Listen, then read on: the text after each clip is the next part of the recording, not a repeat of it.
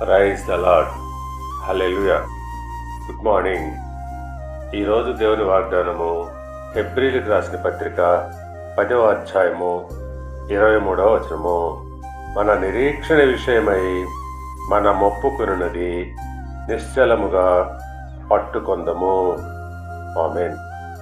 క్రీస్తునందు ప్రియులారా, వాగ్దానం చేసిన దేవుడు నమ్మదగిన వాడు కనుక మన నిరీక్షణ విషయమై మనము ఒప్పుకున్నది నిశ్చలముగా పట్టుకుందాము.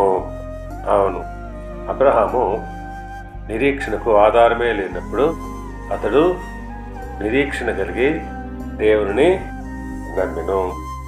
రోమీయులకు రాసిన పత్రిక 4వ అధ్యాయము 21వ వచనం ప్రకారంగా ఆయన వాగ్దానం చేసిన దానిని నెరవేర్చుటకు సమర్థుడని రూఢిగా విశ్వసించి విశ్వాసము వలన బలము నొందెను.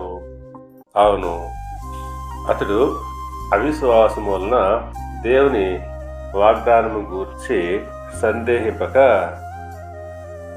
వాగ్దానమును చేసినటువంటి వాడు నెరవేర్చుటకు సమర్థుడైన దేవుడని విశ్వసించి విశ్వాసం వలన అతడు బలం పొందుకుని, ఆ ప్రకారంగానే మనము కూడా అవిశ్వాసము వలన మన నిరీక్షణను కోల్పోక విశ్వాసం ద్వారా నిరీక్షణ కలిగి ఉండాలి. ఎందుకంటే వాగ్దానం చేసిన దేవుడు నమ్మదగిన వాడు. దేవుడు మిమ్మల్ని దీవించి ఆశీర్వదించి వర్ధిల్ల చేయనుగాక. ఆమేన్.